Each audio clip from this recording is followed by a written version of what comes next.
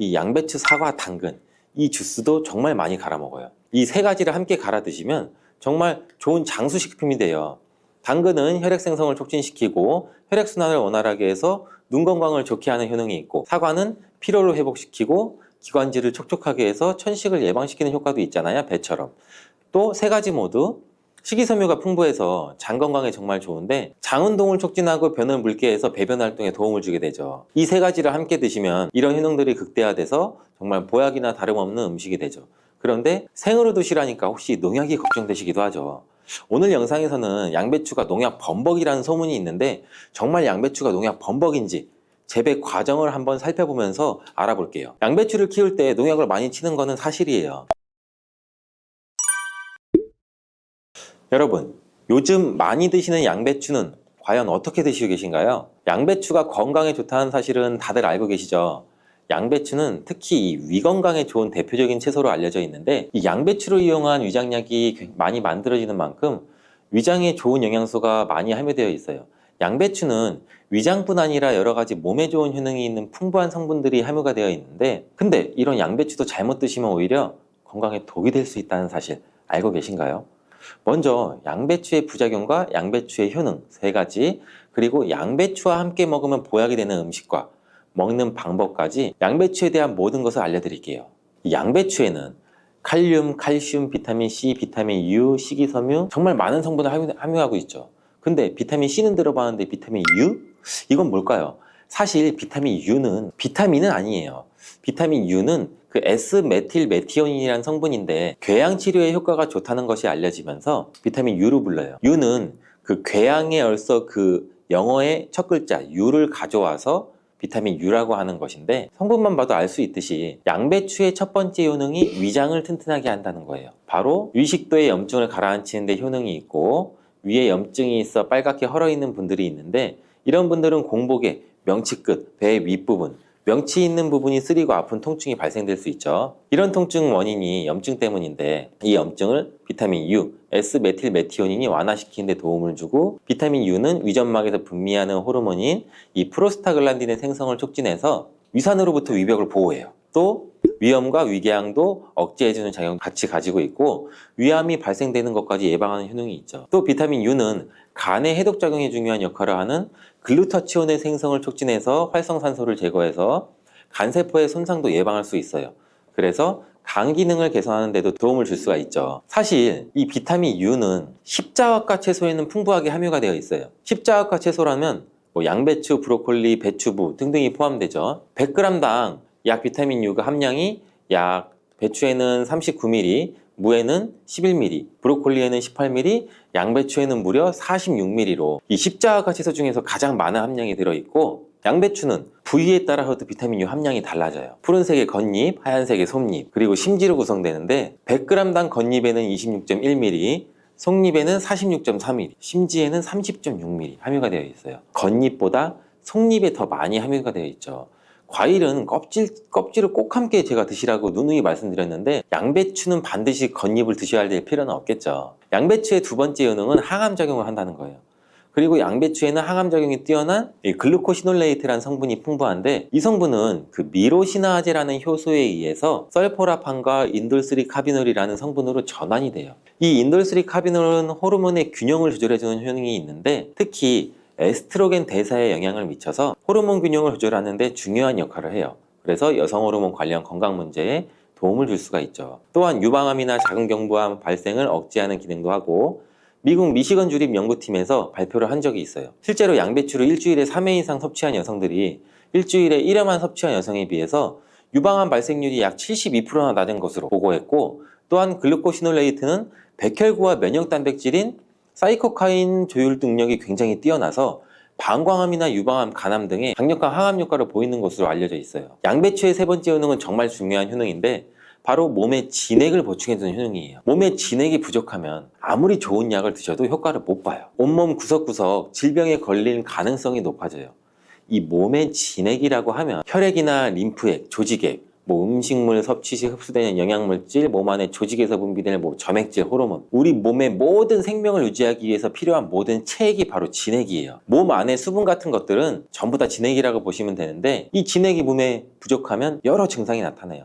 손발도 차고, 저린 경우에 혈액순환이 잘 되지 않아 그런 증상이 나타나게 되고, 혈액순환이 문제가 바로고 혈액순환에 진액이 부족해서 그런 증상이 나타나는 경우도 굉장히 많고, 또 이 수분이 충분해야 손발 끝까지 혈액순환이 원활하게 될 수가 있는 건데, 기관지에 진액이 부족하게 되면 또 당연히 기관지도 건조해지고, 그렇게 되면 외부에서 먼지 같은 이물질이 들어오면 기관지는 다이렉트로 자극을 강하게 느껴 기침이 나고 칼칼하고 목소리도 잘 나지 않은 현상도 나오고, 위에 진액이 부족하면 위장의 조직들이 수축되는 현상으로 또 위축적 위염도 나타날 수가 있고, 심장의 진액이 부족하면 심장에 열이 오르고 심장박동도 빨라질 수 있고, 나이가 들면 또 관절이 점점 뻣뻣해지고 입도 바짝바짝 마르는 증상도 많이 나타나고 있고, 그리고 또 목, 어깨 등의 근육이 뭉쳐 통증이 나타나는 이유도 몸 안에 진액, 수분이 부족하기 때문이고, 굉장히 다양해요. 진액이 부족해서 나타나는 현상들은. 근데 뭐 수분이 부족하면 우리는 물을 마시면 해결되지 않을까? 물론 물을 마시면 몸에 대부분 수분이 보충되긴 하지만 대부분 소변이 빠져나가게 되죠. 소변으로. 마신 물이 몸속 구석구석 스며들게 돼서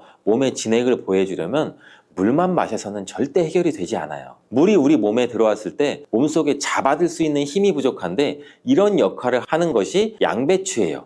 양배추는 몸의 진액 보충을 위해 한의학에서 많이 처방하기도 하는데, 이 진액을 채우고 뇌를 보호하는 뇌수와 뼛속의 골수를 채워주는 역할도 같이 하는 것으로 알려져 있어요. 이렇게 좋은 양배추도 잘못 드시면 부작용이 발생할 수가 있는데, 양배추를 드실 때 주의하셔야 하는 분들 4가지 유형에 대해 알려드릴게요.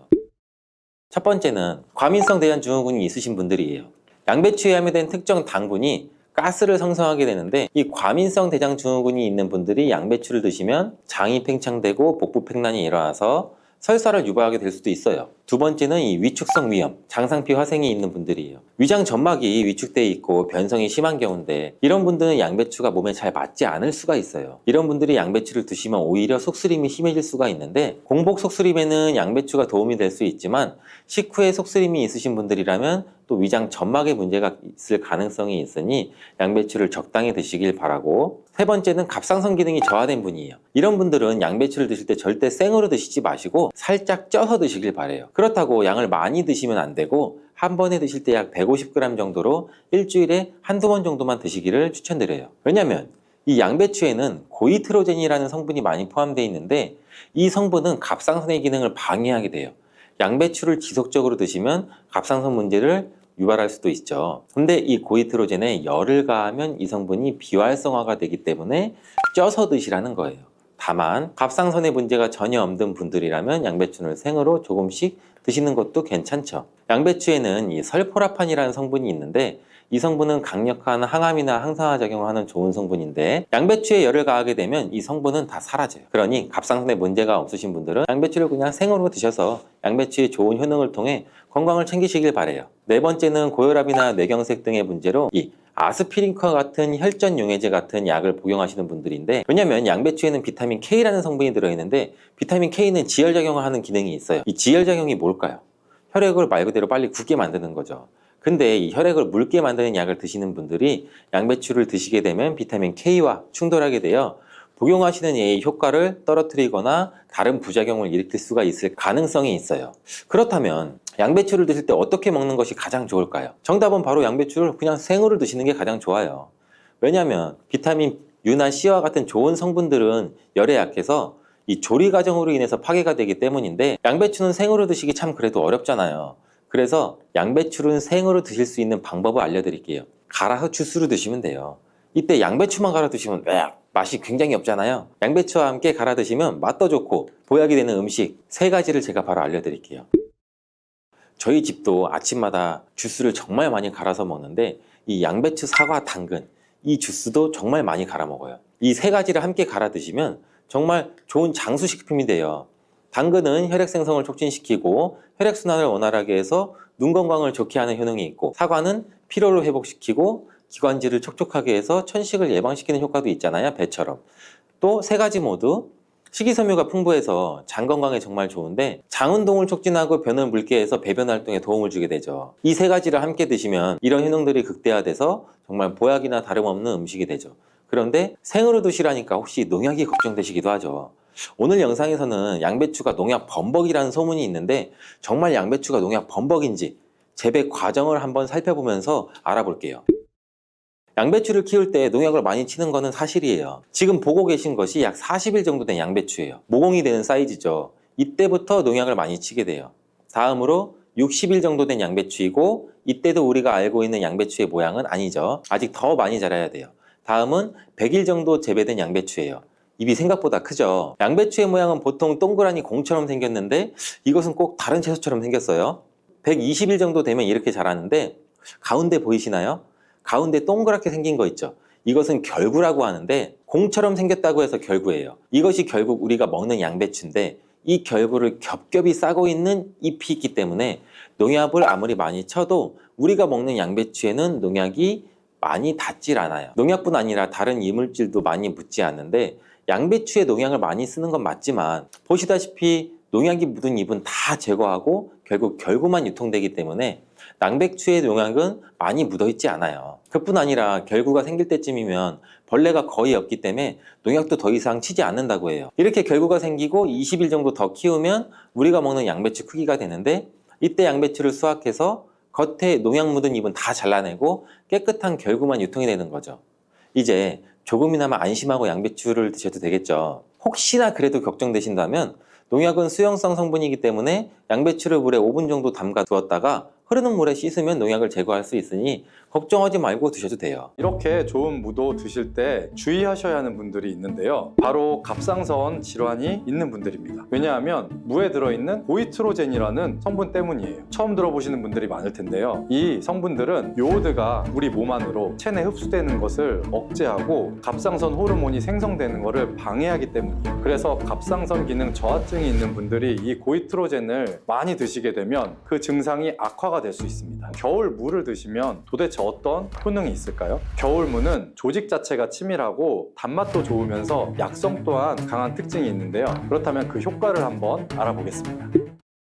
당뇨를 예방하고 혈당을 떨어뜨리려면 무를 이렇게 드셔야 합니다. 요즘 수확되는 무에는 우리 몸에 좋은 영양소가 아주 많아서 건강에 보약이 됩니다. 우리 식탁에 빠지지 않는 깍두기, 나박김치, 무말랭이, 치킨무, 단무지 이렇게 정말 여러 가지 형태로 우리가 무를 많이 먹잖아요. 그 중에서 인기 있는 요리 중에 하나가 바로 무나물이죠. 우리가 무나물 만들 때 보통 어떻게 만드나요? 들기름에 채로 썬 무를 넣고 달달 볶아서 소금으로 간을 하고 여기에 깨소금을 넣어서 보통 먹잖아요. 오늘은 기름을 넣지 않고 무를 볶는 방법을 알려드릴게요. 그리고 바로 그 들기름을 언제 넣어야 되는지도 알려드리겠습니다. 먼저 물을 약간 두껍게 채를 썰어 주시고 여기에 비장의 재료 하나를 더 넣어줍니다. 그것은 바로 양파입니다. 양파도 채를 썬 다음 무와 함께 담아 주시고요. 이 양파를 하나 넣게 되면 무의 해독작용이 배가 되고 단맛도 좋아지게 됩니다. 이렇게 무와 양파를 담은 통에다가 소금으로 1시간 정도만 절여 주시면 돼요. 다 절여지면 무가 흐물흐물하게 되고 무와 양파에서 수분이 많이 빠져나와 있을 건데요. 이 수분도 버리지 말고 우리가 다 사용하는 게 좋습니다. 냄비에 절여진 무와 양파를 넣고 그리고 들기름 대신에 물을 한 컵 넣어 주시는데요. 들기름은 발화점이 낮기 때문에 들기름을 넣어서 무나물을 만들게 되면 들기름에 들어있는 좋은 성분인 오메가3 지방산은 다 날아가고 오히려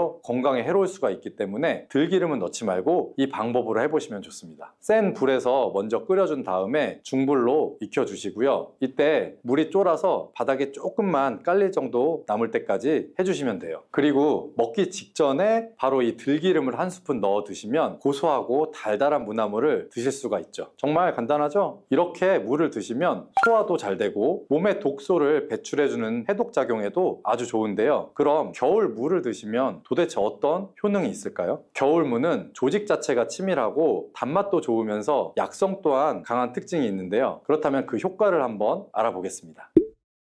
첫 번째는 기침을 멈추게 하고 가래를 묽게 해서 쉽게 배출되도록 도와주는 건데요. 우리가 무를 생으로 그냥 먹으면 알싸한 매운맛이 있죠. 이 바로 매운맛이 무에 들어있는 시니그린이라는 성분 때문인데요. 이 시니그린의 효능이 바로 호흡기의 점막을 자극해서 점액 분비를 촉진해 주는 겁니다. 이렇게 점액이 나와 호흡기에 붙어있는 가래를 묽게 만들어서 쉽게 배출되도록 도와주는 거고요. 이뿐 아니라 점막이 호흡기 외벽을 보호해서 각종 세균 세균이나 감기 바이러스 등이 쉽게 우리 몸으로 침투하지 못하게끔 보호해주는 효과도 있습니다. 우리가 보통 병원에서 처방받아서 먹는 감기약과는 좀 다르게 무는 기관지가 본연의 역할을 잘 할 수 있도록 회복시키고 유지시켜준다는 좋은 점이 있는 겁니다. 이런 효능 때문에 가래나 기침 등의 감기로부터 우리 몸을 보호하고 회복시킬 수가 있는 거고요. 그러면 특별히 이 기침, 가래 증상, 그리고 호흡기에 도움이 되도록 물을 먹는 방법을 한 가지 알려드릴게요. 그건 물을 바로 주스로 만들어서 마시면 되는데요. 이때 무와 배를 함께 사용하시면 됩니다. 겨울에 감기에 걸렸을 때 우리가 배숙을 만들어서 마시기도 하잖아요. 배 자체에도 염증을 가라앉혀주고 기침을 먹게 해주는 효능이 있기 때문인데요. 이런 배와 물을 함께 드시게 되면 겨울에 건조했던 기관지가 촉촉해져서 기침도 줄여주고 가래를 묽게 해서 몸 밖으로 배출하기가 쉬워지게 돼요. 또 무와 배는 열을 내려주는 효능이 있기 때문에 기관지염이나 편도선염, 후두염 이런 목에서 오는 열감을 완화시키는 데에도 도움을 줄 수가 있습니다. 이걸 만드는 방법은 무와 배를 약 1:1의 비율로 섞어서 믹서기에 넣고 갈아주시면 되는데 한 가지 주의할 점이 무에는 초록색 부분이 있고 흰색 부분이 있죠. 이 중에서 흰색 부분은 매운맛이 좀 더 강하고 초록색 부분은 단맛이 조금 더 좋습니다. 그래서 우리가 주스를 만들 때에는 초록색 부분을 사용하시는 것을 추천드립니다. 그리고 무와 배 껍질도 꼭 함께 갈아주시면 좋은데요. 왜냐하면 속살보다 껍질에 더 많은 플라보노이드 성분이 함유되어 있기 때문이에요. 배에 있는 씨만 제거하시고 믹서기에 넣고 갈아주신 다음 그대로 마시면 되는데요. 만약에 이게 너무 걸쭉해서 마시기가 힘들면 면포에 좀 걸러주신 다음에 드시면 마시기 좋습니다. 자, 두 번째 무의 효능은 바로 소화에 좋은 건데요. 우리가 천연 소화제라고 하면 떠오르는 것이 바로 이 무입니다. 왜냐하면 무 안에는 전분을 분해하는 아밀라제와 디아스타제가 풍부하고 단백질을 분해해주는 효소인 프로테아제도 많이 들어있어서 우리가 고기를 먹을 때도 이 무를 같이 먹으면 정말 좋은 음식이 되거든요. 김장을 하고 나서 돼지고기 삶은 다음에 우리가 수육 많이 하죠. 이때 이 김장김치 그리고 남은 무를 가지고 양념을 더해서 무김치를 만들어 수육과 함께 먹을 수 있죠. 이렇게 드시는 게 무의 단백질 소화 요소인 프로테아제 덕분에 정말 좋은 음식의 궁합을 만들게 되는 거예요. 또 무에는 탄수화물을 분해하는 디아스타제라는 효소가 아주 많이 들어있거든요. 우리나라의 주식이 뭐죠? 바로 쌀이죠. 우리가 쌀밥을 먹을 때 무로 만든 반찬을 드시는 게 그래서 좋은 방법이 될 수가 있는데요. 나이가 들면 보통 몸에서 나오는 소화 효소 자체가 좀 줄어들 수밖에 없어요. 그래서 나이가 들수록 무로 만든 반찬을 많이 드시는 게 도움이 됩니다. 근데 이 무에 함유된 이 효소들은 열에 좀 약하기 때문에 무의 소화 효소를 섭취하려면 사실 열을 가하지 않은 생으로 드시는 게 더 좋기는 해요. 동치미나 깍두기가 정말 안성맞춤이 되겠죠. 그리고 무에는 지방을 분해하는 효소인 에스터라제가 아주 풍부한데요. 우리가 집에서 흔히 많이 먹는 야식 중에 치킨이 있죠. 이 치킨 배달을 시키면 치킨무가 꼭 같이 오죠. 바로 지방이 많은 치킨을 먹을 때 무를 함께 드시면 입안도 아주 깔끔해지고 소화도 잘 되겠죠. 그리고 세 번째 무의 효능은 혈관 건강에 좋다는 건데요. 무에는 식이섬유가 풍부해서 장 건강에 도움을 줄 뿐 아니라 혈관 건강에도 도움을 주는데요. 바로 이 식이섬유가 체내의 콜레스테롤을 흡착시켜서 체외로 배출시켜 주므로 혈관 내 노폐물을 제거하고 혈액순환을 원활하게 도와주는 겁니다. 또 비타민C도 풍부하게 함유되어 있는데요. 이 무의 비타민C는 항산화 작용이 좋기 때문에 혈관 내의 활성산소를 제거해주고 혈관벽을 튼튼하게 해주는데도 도움을 줍니다. 그리고 무에는 칼륨이 함유되어 있는데 칼륨의 대표적인 효과가 바로 나트륨을 배출하는 겁니다. 혈관 내의 나트륨은 우리 몸의 혈압 상승이랑 직접적으로 관련이 되는데 무를 꾸준히 섭취함으로써 혈관 내의 나트륨을 몸 밖으로 배출시켜서 혈압을 낮추고 심혈관 질환을 예방하는 데에도 도움을 줍니다. 그리고 엽산 또한 무에 풍부하게 함유되어 있는데요. 이 엽산이 혈관의 염증을 억제해 줄 수 있고 혈전 생성을 막아주는 역할을 해줄 수가 있습니다.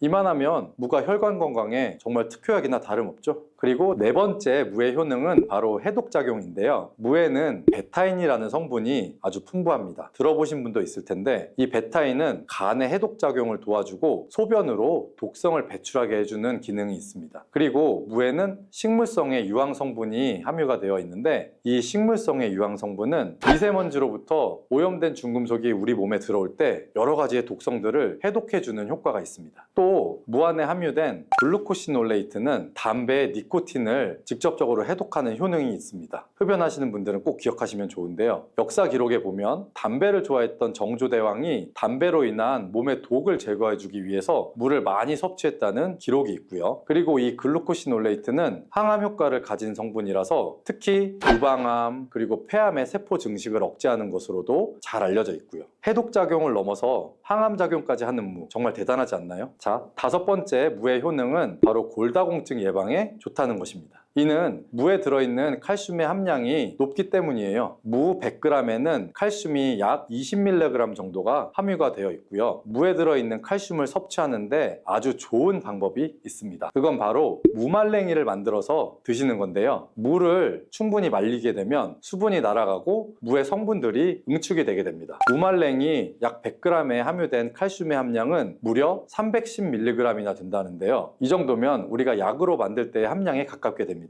나이가 들면서 뼈에서 칼슘이 빠져나가서 골밀도가 점점 낮아지고 골다공증이 발병을 하게 되죠. 이 골다공증은 나이 드신 분들에게 특히 위험한 병입니다. 왜냐하면 나이 드신 분들에게 만약에 골반에 골절이 생기게 되면 65세 이상은 약 30%가 1년 내에 사망할 수 있고 80세 이상은 약 50%가 2개월 내에 사망을 할 수가 있기 때문입니다. 그래서 중년 이후에 이 뼈에 대한 관리는 매우 중요합니다. 보통 하루 칼슘의 권장 섭취량은 약 1000mg 정도인데요. 무말랭이를 400g 정도 드시면 하루에 칼슘 섭취량을 충분히 섭취하게 될 수 있는 겁니다. 우리가 칼슘을 섭취할 때 중요한 요소 중에 하나는 바로 먹는 것뿐만 아니라 몸에 직접적으로 흡수가 되어야 한다는 건데요. 칼슘은 기본적으로 몸에 잘 흡수가 되지 않는 성분이라서 이 흡수를 위해 필요한 물질들이 있는데 그 중에 하나가 바로 비타민 D입니다. 요즘에 비타민 D를 따로 챙겨서 드시는 분들 정말 많은데요. 바로 이 무말랭이에 비타민 D가 아주 풍부하게 함유되어 있습니다. 그래서 무말랭이가 골다공증 예방에도 정말 좋은 이유가 되는 거죠. 이 무말랭이를 먹는 좋은 방법이 하나 있는데요. 바로 무말랭이 차로 만들어서 먹는 겁니다. 무말랭이를 기름을 두르지 않은 팬에 볶아주시면 갈색으로 변하게 되는데요. 이렇게 볶아진 무말랭이를 차로 잘 우린 다음에 마시면 되는 겁니다. 무말랭이에 열을 가해서 갈색으로 변할 때 더 많은 항산화 물질들이 생성이 되고요. 이렇게 생긴 항산화 물질들이 몸 안에 염증과 활성산소를 제거하여 주게 됩니다. 이 활성산소들은 우리 몸의 뼈와 관절에도 염증을 일으킬 수가 있기 때문에 뼈의 건강을 위해서도 이런 염증을 줄여주는 것이 아주 중요합니다. 6번째 무의 효능은 바로 당뇨를 예방하는 데 도움을 준다는 건데요. 미국 당뇨병 협회에서는 당뇨를 예방하기 위해서 물을 매일 섭취하라고 권고를 하고 있습니다. 탄수화물을 우리가 섭취하게 되면 탄수화물이 당으로 변해서 우리 몸의 혈당 지수가 올라가게 되는데요. 이렇게 혈당 지수를 올라가는 데 관여하는 호르몬이 바로 글루카곤입니다. 우리가 물을 섭취하게 되면 이 글루카곤의 기능을 억제해 줄 수가 있는데요. 혈당을 올리는 글루카곤의 효능이 제한되기 때문에 혈당 조절에 도움을 주는 겁니다. 무에는 이렇게 많은 효능이 있습니다. 그리고 함께 드시면 무의 효능을 극대화할 수 있는 음식이 있습니다.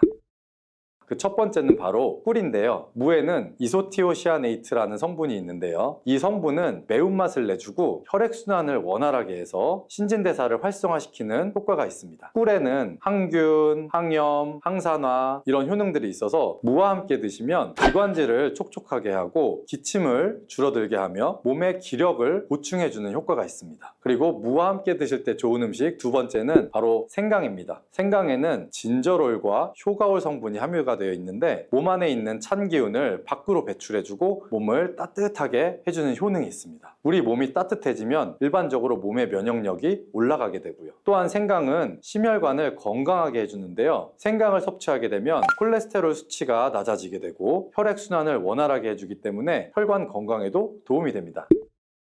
자, 이렇게 좋은 무도 드실 때 주의하셔야 하는 분들이 있는데요. 바로 갑상선 질환이 있는 분들입니다. 왜냐하면 무에 들어있는 고이트로젠이라는 성분 때문이에요. 처음 들어보시는 분들이 많을 텐데요. 이 성분들은 요오드가 우리 몸 안으로 체내 흡수되는 것을 억제하고 갑상선 호르몬이 생성되는 것을 방해하기 때문이에요. 그래서 갑상선 기능 저하증이 있는 분들이 이 고이트로젠을 많이 드시게 되면 그 증상이 악화가 될 수 있습니다. 다만 체내에 요오드가 풍부하게 있는 상태면 되면 사실 이 효과는 미미하기 때문에 평소에 요오드가 풍부한 해조류를 많이 드시면 도움이 됩니다. 그리고 이 고이트로젠은 열을 가하게 되면 일반적으로 그 효과가 약해지게 되기 때문에, 따라서 갑상선 기능 저하증이 있는 분들은 물을 드실 때 생으로 그냥 드시지 말고 열에 잘 익혀서 드시기를 추천합니다. 사과의 유기산과 우유의 카제인이라는 성분이 만나게 되면 엉기는 현상이 일어나서 이게 덩어리가 져요. 덩어리가 져서 위 속에 들어가면 위 산하고도 만나서 더 큰 덩어리가 형성되고, 더 큰 덩어리가 형성되니까 소화가 늦어지겠죠. 소화도 힘들어져요. 이렇게 평소 소화가 잘 되고 건강한 사람이랑은 별로 상관이 없는데, 그렇지 않은 분들한테는 소화불량과 대장염도 일으킬 가능성도 있고, 이게 지속적으로 반복이 되면 대장암이 생길 수도 있죠. 사과와 함께 드시면 보약이 되는 음식도 있는데요. 바로 매일 사과 한 개를 먹으면 병원에 가지 않아도 된다는 말은 많이들 들어보셨죠? 사과는 그만큼 우리 몸을 건강하게 하는 많은 영양소가 들어 있습니다. 사과는 꼭 아침에 먹어야 돼, 아침에 먹어야 된다고 하는 사람들도 많은데, 그 말이 정말 사실일까요? 정답은 그렇지 않다입니다. 그 이유를 보면 사과에는 신맛, 상큼한 맛이 나죠. 바로 사과 안에는 유기산이 풍부하기 때문인데, 그래서 유기산 때문에 신맛이 나는 것이에요. 이 유기산은 우리 몸에 이로운 정도 있지만 평소에 속쓰림이 자주 있거나 위염, 식도염이 있는 분들이 아침에 공복에 사과를 먹게 되면 우리 몸의 위 점막에 심한 자극을 줄 수 있어요. 빈속에 안 그래도 속이 쓰리신 분도 많은데, 음식물이 있을 때 위 안에서 위산이 분비되고 위액이 분비돼야 중화가 되면서 우리 위도 코팅이 되고 건강한데, 음식이 없을 때 위산이 분비되면 오히려 위벽을 깎아먹게 되는 효과를 나타내거든요. 그래서 평소에 위가 약하거나 위염이 있으신 분들, 역류성 식도염이 있으신 분들, 이러신 분들 같은 경우에는 공복에 사과를 드시는 게 오히려 독이 될 수가 있습니다. 또한 마늘과 파 같은 음식은 열을 내는 음식이라고 하면, 우리 사과는 우리 몸을 차갑게 하는 과일이라서 몸이 찬 분들은 사과를 드실 때 또 주의를 하셔야 돼요. 위염 같은 증상이 있는 분들은 공복에 사과를 드시면 사과가 소화도 되지 않고 설사를 하게 될 가능성도 높고, 평소에 아랫배가 차거나 손발이 차서 수족냉증에 걸리신 분들도 많으시고, 혈액순환도 안 되고, 또 생리기간 중에 있으신 여성분들도 사과를 드실 때는 주의하셔야 됩니다. 이런 분들이 사과를 드실 때는 아침에 공복보다는 아침 식사 후에 드시는 게 좋고, 사과를 보관할 때도 보통 냉장고에 보관했다가 차게 해서 꺼내 드시잖아요. 냉장고에서 꺼낸 사과를 바로 드시면 시원하고 아삭해서 맛있죠. 근데 미리 꺼내놓고 사과의 온도를 실온으로 맞춰서 드시는 것이 우리 위장 내부에도 좋습니다. 또한 사과를 팬에 구워 드셔도 되고 익혀 드셔도 됩니다.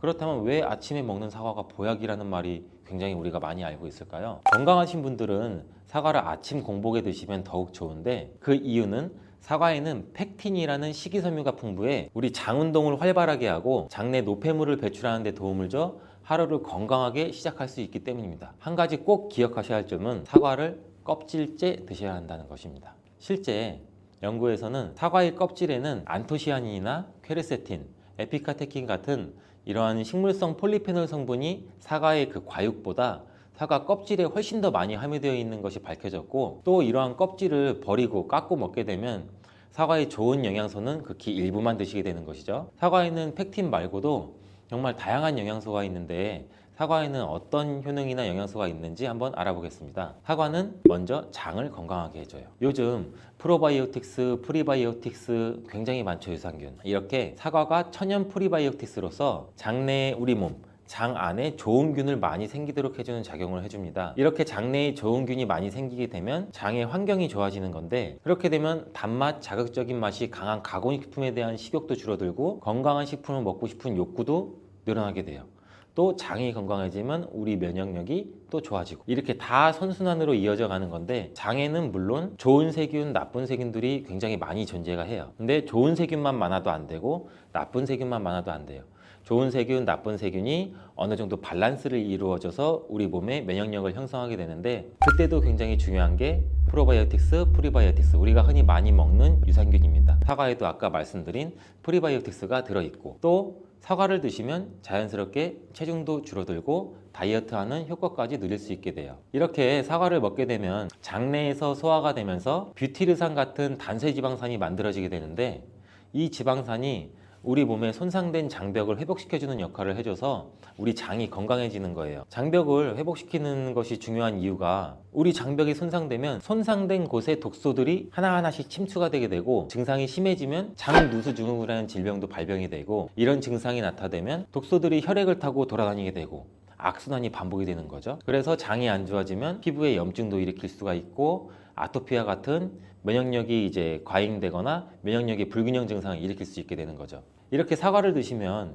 이런 증상을 예방해 장이 건강해져 피부도 탄력 있게 밝아지게 하는 효과도 있고 사과 속의 풍부한 펙틴이 아까 장 운동도 활발하게 한다고 말씀드렸잖아요. 그렇게 되면 암을 유발할 수 있는 물질들이 장 내에 오래 머물지 못하고 결국 대장암의 발병률도 서서히 줄어들게 되죠. 그리고 사과는 혈관도 깨끗하게 해주는데 혈관을 깨끗하게 해주면 뇌졸중, 고혈압, 심근경색 그런 혈관 질환도 같이 예방할 수 있게 되고 이렇게 혈관에 활성산소가 많아지게 되면 혈전이 생겨 혈액순환을 방해하기도 하고 혈관 세포를 손상시켜 노화를 촉진시키기도 하는데 이러한 활성산소를 제거해 주는 게 우리가 흔히 알고 있는 항산화 영양제라고 해요. 말 그대로 활성산소가 우리 세포의 노화를 촉진시켜주고 우리 세포를 더 늙게 만들거든요. 이러한 것들을 제거해주는 항산화 영양소를 같이 섭취해주는 것도 매우 중요한데 그 항산화 영양소도 사과에 들어있다는 것을 알고 계시면 좋을 것 같습니다. 또한 이러한 활성산소를 제거해서 혈전이 생기는 것을 억제하는데 가장 큰 역할을 하는 게 플라보노이드 계열의 루틴이라는 성분인데 이 루틴이 사과에 굉장히 많이 들어있어요. 또한 사과에는 칼륨도 굉장히 많이 함유되어 있어서 칼륨은 혈관 내에 나트륨을 몸 밖으로 배출해주는 역할을 해요. 나트륨은 수분을 흡수하는데 칼륨이 부족하면 나트륨도 배출되지 않습니다. 이 나트륨은 혈압이 상승하며 혈관에 노폐물을 쌓이게 만드는데 사과를 섭취해서 칼륨을 공급해주면 혈압도 방지할 수 있고 노폐물을 배출시켜주는 역할도 같이 할 수 있습니다.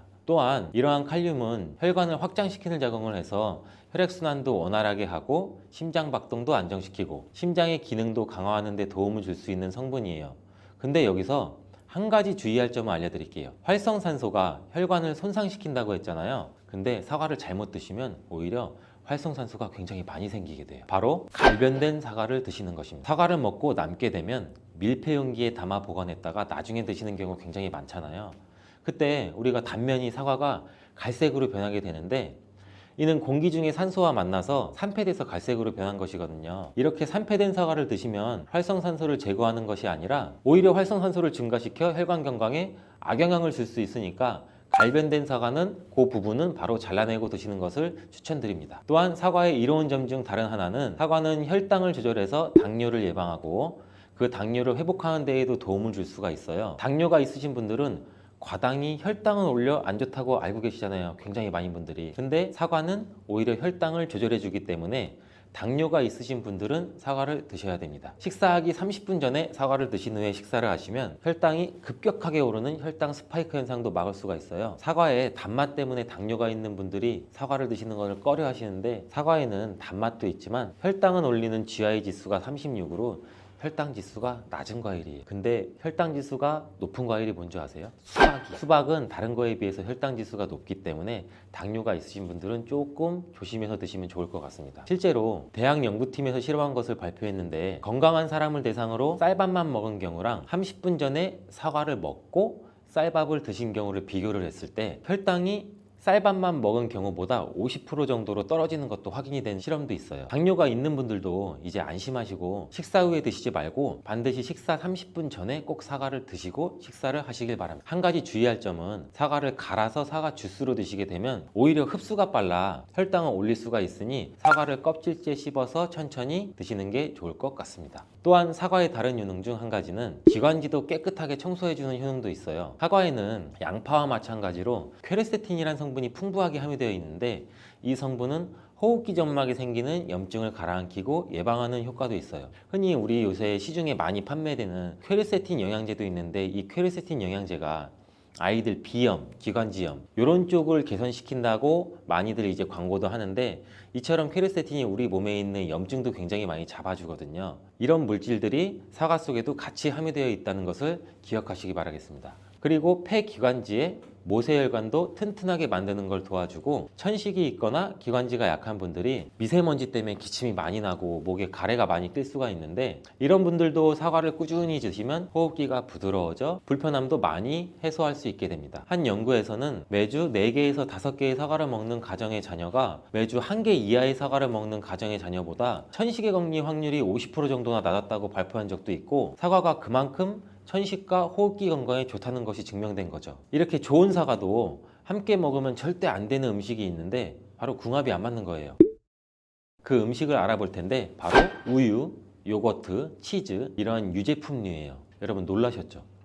유제품이랑 사과를 아침에 굉장히 많은 분들이 같이 함께 드시고 계시는데, 요새 샐러드 같은 것도 많이 드시면서 샐러드에 사과도 넣고 드레싱으로 요거트랑 치즈도 붓고 이러한 경우가 많은데, 유제품과 사과를 함께 드시면 사과의 비타민C가 우유의 부족한 영양 성분을 보충해줘서 좋은 것으로 대부분 많이 알고 계시는데, 이런 내용이 전혀 틀린 것은 아니에요. 근데 소화 기능이 약하신 어르신분들이나 위염, 식도염 같은 증상이 있으신 분들은 이렇게 드시면 안 돼요. 영상 초반에도 제가 잠깐 말씀드렸듯이 이런 증상이 있는 분들은 유제품과 사과를 함께 드시면 그 증상이 더욱 악화되는데, 그 이유는 사과의 유기산과 우유의 카제인이라는 성분이 만나게 되면 엉기는 현상이 일어나서 이게 덩어리가 져요.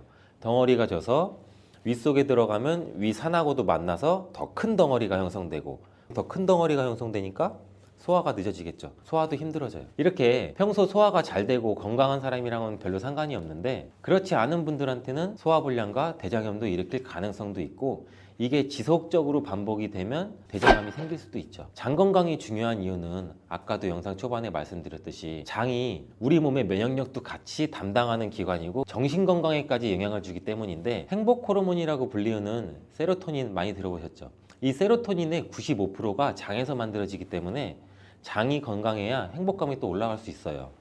여기서 또 하나, 절대 드시면 안 되는 것이 바로 사과 씨입니다. 사과 주스를 만들어 드실 때 씨까지 함께 갈아서 드시는 경우도 굉장히 많이 있는데, 이 사과 씨에는 아미그달린이라는 성분이 함유되어 있어요. 이 아미그달린이 소와 효소와 만나게 되면 이게 시아나수소라는 유독물질로 분해가 돼요. 이 시아나수소는 인체에서 유해한 독성이 굉장히 강한 물질인데, 이걸 섭취하게 되면 두통이나 어지럼증, 구토, 복통 이러한 증상들이 나타날 수가 있고, 심한 경우에는 이게 심장박동에도 영향을 줘서 호흡곤란, 혼수상태 이런 심각한 증상으로 나타날 수 있어요. 건강한 성인의 경우에는 사과 한 개에 들어있는 씨의 양에는 그닥 큰 영향이 없을 수가 있는데, 독성에 약한 어린아이 그리고 연세가 많으신 분들한테는 이런 것도 굉장히 민감하게 반응할 수 있으니까 꼭 주의하셔야 됩니다. 사과는 유독 보여지는 것이 중요한 과일인데, 흠집이 있거나 색상이 좋지 않으면 상품성이 많이 떨어져요. 근데 유독 윤기가 있거나 반짝반짝하고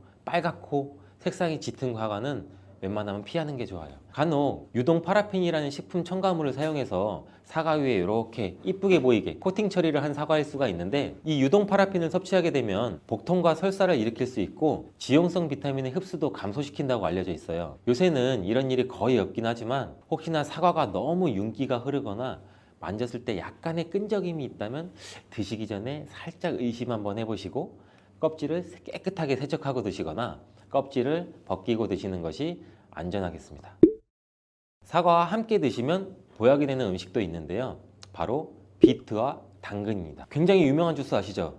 ABC 주스. ABC가 바로 사과, 비트, 당근, 애플, 비트, 캐럿 이 세 가지를 갈아서 만든 주스인데, 사과, 당근, 비트를 함께 드시게 되면 영양소의 흡수율이 굉장히 증가하고 서로의 시너지를 굉장히 크게 나타내요. 이 서로의 영양소를 보완해줘서 더욱 건강하게 드실 수가 있는데, 또한 식이섬유가 폭발적으로 증가해서 장운동을 촉진하고 변비 예방도 탁월해져요. 그리고 사과, 당근, 비트 이 세 가지는 모두 강력한 항산화 물질이 풍부해서 체내에 있는 활성산소를 제거해서 세포의 노화도 방지해주고 몸에 활력을 불어넣어 줄 수도 있는 거예요. 함께 먹으면 보약이 되는 음식으로도 고구마도 있습니다. 이 고구마에는 베타카로틴이라는 성분이 풍부해서 항암작용과 함께 면역력도 같이 강화해 주는데 혈관 건강에도 도움을 줄 수가 있어요. 고구마를 드시면 소화가 잘 안 되는 증상도 나타날 수가 있는데, 이게 왜 그러냐면 고구마 속에 함유되어 있는 아마이드라는 성분이 장에서 이상 발효를 일으켜서 가스가 차고 소화불량 증상도 같이 나타나는 건데, 이때 같이 사과와 함께 드시면 사과에 함유된 펙틴이 아마이드의 이상 발효 증상을 억제해서 가스가 차는 증상을 발생하지 않도록 도와주게 돼요.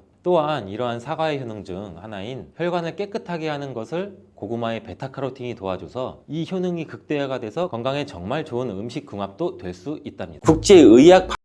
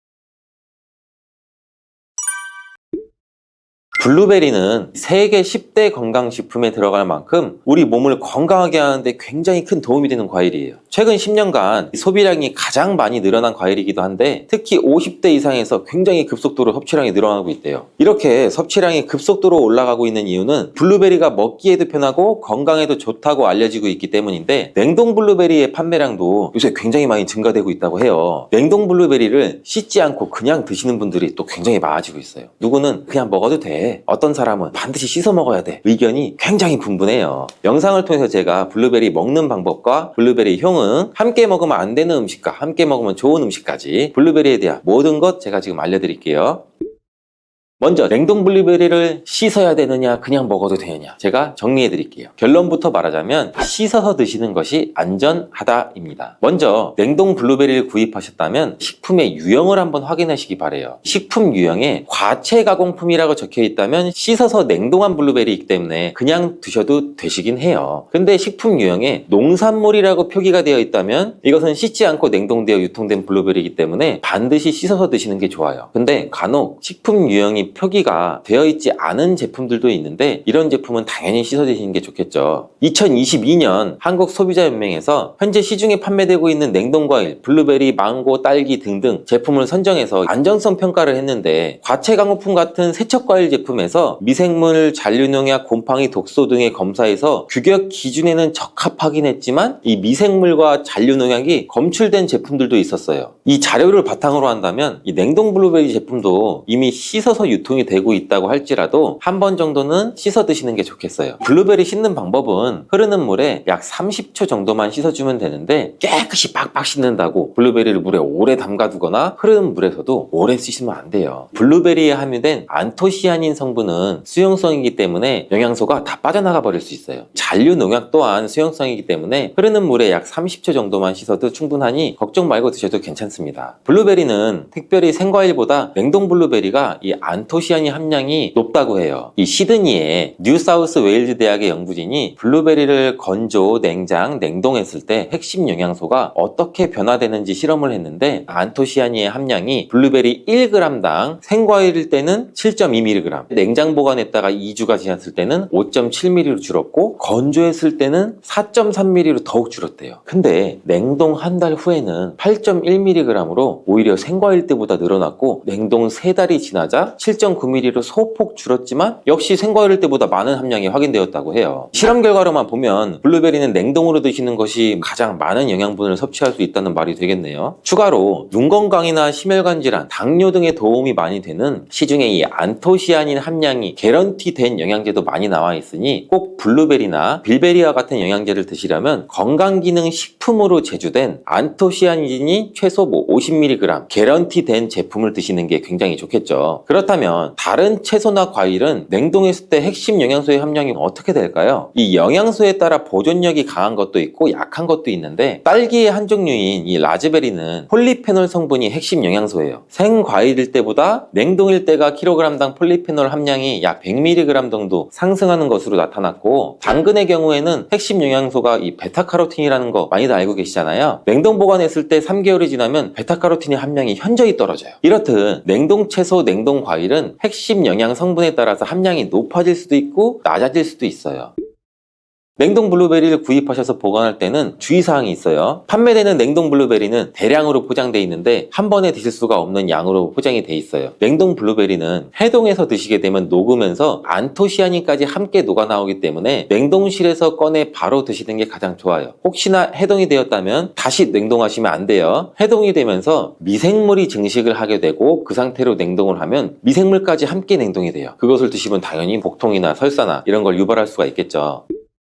블루베리의 핵심 영양소인 안토시아닌은 폴리페놀의 일종으로 식물에 굉장히 많이 함유된 청자색을 띠는 성분이에요. 블루베리의 색깔이 짙은 보라색을 띠는 것은 바로 이 안토시아닌 성분 때문에 그런데, 안토시아닌의 과일변 함량에서는 빌베리, 블루베리가 가장 높은 함량을 가지고 있는 것으로 알려져 있는데, 안토시아닌 함량이 높고 좋은 빌베리일수록 우리가 먹었을 때 입안에 보랏빛으로 착색이 심하게 되는 경우가 많아요. 인공색소가 아니기 때문에 전혀 걱정 안 하셔도 되고 10분 정도 지나면 자연히 없어지니 시중에 빌베리, 블루베리가 포함된 건강기능 식품을 드셨을 때 오히려 착색이 되더라도 전혀 걱정하지 않으셔도 돼요. 안토시아닌의 가장 큰 효능은 눈을 건강하게 한다는 것. 이 안토시아닌은 로놉신의 제압성을 촉진시켜서 이 시력을 보호하고 백내장이나 안구건조 등 망막염 등 눈질환을 예방하기도 해요. 눈의 피로와 노화를 방지해서 초기 근시도 예방하는 것으로 알려져 있는데, 강력한 항산화 물질인 이 안토시아닌은 우리 몸의 활성산소를 제거해서 세포의 노화를 방지해 주는데 뇌 세포의 노화까지 같이 예방을 해준다고 해요. 폴리페놀 성분인 이 안토시아닌은 우리 뇌의 신경세포를 보호해주고 신경 전달 물질의 분비를 촉진시켜 뇌 기능도 향상시켜주면서 뇌의 해마를 자극해서 기억력도 향상시키고 치매를 예방하는 데도 도움을 줄 수가 있다고 해요. 이 테로스틸벤 성분이 뇌의 신경 전달 물질인 도파민과 노르에피네프린의 분비를 촉진시켜서 집중력을 향상시키는 데에도 도움을 주는 것으로 알려져 있고요. 간단히 말하자면 블루베리를 꾸준히 섭취하시면 기억력, 집중력을 향상시키고 치매를 예방하는 데에도 조금이나마 도움을 줄 수 있다는 거예요. 또한 활성산소를 제거하는 이 안토시아닌은 피부 미용에도 굉장히 좋은 효능을 발휘하는데, 이 피부 노화를 방지할 뿐만 아니라 염증을 제거하고 억제하는 효과도 있어 여드름 피부를 개선하는 데에도 도움이 돼요. 또한 비타민과 미네랄이 풍부해서 피부를 건강하게 유지하고, 풍부한 안토시아닌과 비타민C는 피부의 수분을 유지하는 데도 도움을 주고 주름도 예방하고 피부 톤도 밝게 하는 데도 도움을 줄 수가 있죠. 그리고 풍부한 식이섬유는 장의 운동을 촉진시켜주고 장내의 노폐물도 흡착하고 배출을 시켜서 피부 트러블 개선하는 효과도 같이 가지고 있어요. 나이가 들면서 머리 숱도 줄어들게 돼서 탈모를 걱정하시는 분들도 굉장히 많은데, 블루베리가 탈모 예방에도 굉장히 효과적이에요. 블루베리에 들어있는 이 안토시아닌은 튼튼한 모발이 자라날 수 있도록 모낭세포를 자극해주고 두피세포의 노화를 예방해서 탈모를 또 예방하게 되는 거예요. 블루베리에 함유된 또 비타민C는 머리카락 조직 형성에 필수적인 성분이고 콜라겐 생성을 촉진시킬 수 있는 성분이어서 모발을 강화하고 두피 건강을 증진하는 데에도 굉장히 큰 도움이 돼요. 항산화 성분이 안토시아닌은 머리카락 세포도 송산시키는 이 자유라디칼을 제거하고 머리카락 손상을 예방하는 데 도움이 돼서 탈모를 또 예방하는 그런 원리죠. 블루베리는 당뇨의 위험이 있는 분들한테 굉장히 큰 도움이 되거든요. 블루베리, 빌베리는 혈당 수치를 낮춰주고 당분을 에너지원으로 사용하는 이 신진대사의 과정을 촉진해주는 효능이 있어요. 미국의 당뇨병 협회는 빌베리, 블루베리를 당뇨병 슈퍼푸드라고 부르면서 블루베리를 꾸준히 드시면 인슐린 감수성을 향상시키고 혈당을 낮추는 데 도움이 된다고 발표했어요. 블루베리에 대한 연구를 굉장히 많이 진행을 했는데 하루에 약 150g의 블루베리를 섭취한 실험군은 혈당 스파이크의 발생이 현저히 낮아졌고 인슐린 수치 또한 낮아진 것으로 확인되었다고 발표했어요. 블루베리에 함유된 이 안토시아닌뿐만 아니라 칼륨, 비타민 B6는 또 심장 건강을 지키는 데 굉장히 큰 도움을 주는데 이 성분은 우리 몸의 콜레스테롤과 혈액의 지방을 감소시켜서 혈액순환을 또 원활하게 해준다고 해요. 이러한 효능으로 심장마비나 협심증을 일으키는 죽상동맥경화증을 예방하는 데 굉장히 큰 도움을 주게 되죠. 또한 호모시스테인이 우리 몸에 과다하게 축적이 되면 혈관을 손상시켜요. 그리고 혈전을 생성해서 이 심장마비, 뇌졸중 이런 심혈관 질환을 유발할 수 있는데 블루베리의 풍부한 엽산과 비타민 B6는 호모시스테인의 축적을 방지해서 심혈관 질환도 예방할 수가 있어요. 블루베리를 많이 드시는데 이 블루베리 잎에는 관심이 별로 없는 것이 사실이에요. 블루베리 잎이 열매의 항산화 효능보다는 뛰어나다고 하는 사실 알고 계신가요? 블루베리 잎은 열매보다 이 안토시아닌 함량이 또 높고 또한 폴리페놀의 일종인 클로로겐산의 함량도 높아서 열매보다 항산화 효과가 20배에서 30배 정도 높은 것으로 알려져 있어요. 굉장히 놀랍지 않아요? 이러한 블루베리 잎은 차로 우려서 드시면 되는데 물 1리터 정도에 잎 약 4g 정도를 넣고 10분 정도 끓인 후에 식혀서 드시면 돼요. 블루베리가 새콤달콤 맛이 난다면 블루베리 잎차는 구수한 맛이 나더라고요.